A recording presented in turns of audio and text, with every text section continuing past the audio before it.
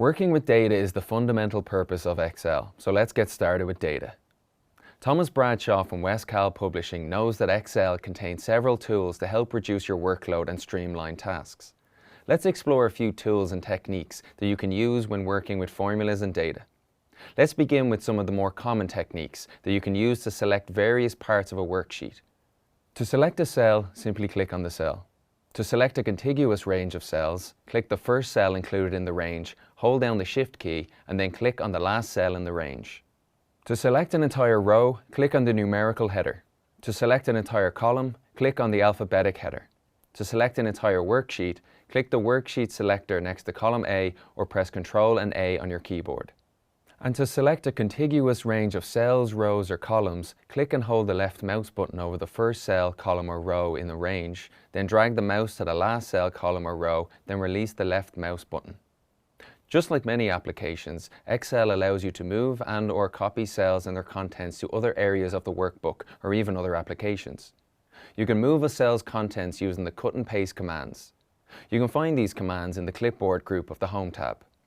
These commands are also available on the right-click menu. Or you can use keyboard shortcuts for these commands. To cut, you want to press Ctrl and X. To copy, it's Ctrl and C. And to paste, you press Ctrl and V. These shortcuts are universal across most programs. To use the range of paste options, click the drop-down on the Paste command in the Home tab to access the many options on how to paste data and or attributes from your copied data. The standard paste option at the top left is used to paste all formatting, along with the contents of the cell. The paste values option is used to paste the values from the copied data only, without the formulas or formatting. To review the alternate paste methods, you can hover your mouse over the icons to display a description or click Paste Special. The Paste Special dialog box will appear, displaying the available options for pasting copied data. Live Preview is used to give you an idea of how copied objects will look when pasted in a selected area using regular paste or a Paste Special option. These previews are enabled by default and will be displayed automatically when you hover your cursor over a paste option on the Paste drop-down command or on the context menu. A preview of how the data will look when pasted will be displayed, and any overlaying menus will become transparent. You'll also find this feature when formatting your worksheets by changing fonts and adding styles. The transpose option is a type of paste command that includes options to shift the vertical and horizontal orientation of any columns and rows in a worksheet.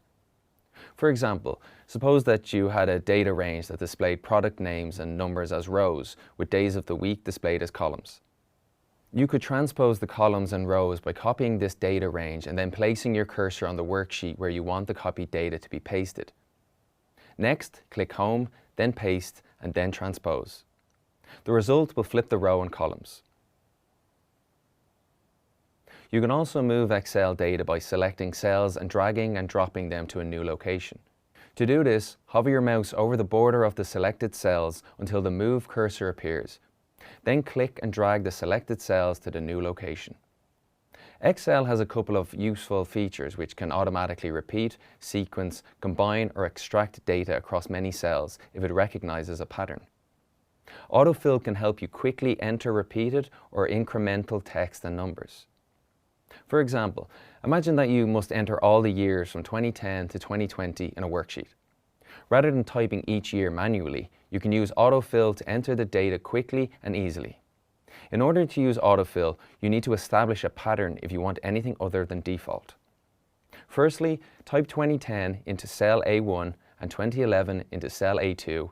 Drag and select both cells and hover over the green box in the corner. Now drag downwards and let go of the mouse. The corresponding years autofill as a result.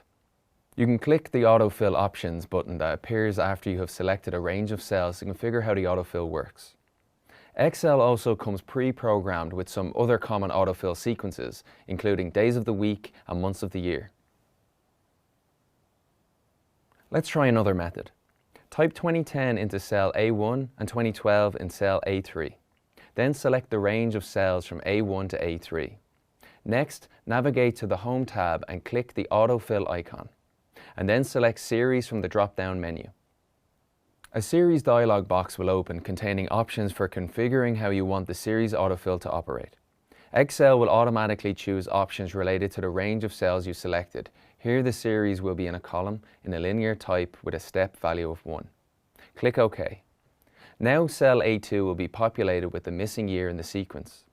Flash fill is similar to autofill, but flash fill will automatically extract or combine data when it senses a pattern in the adjacent cells.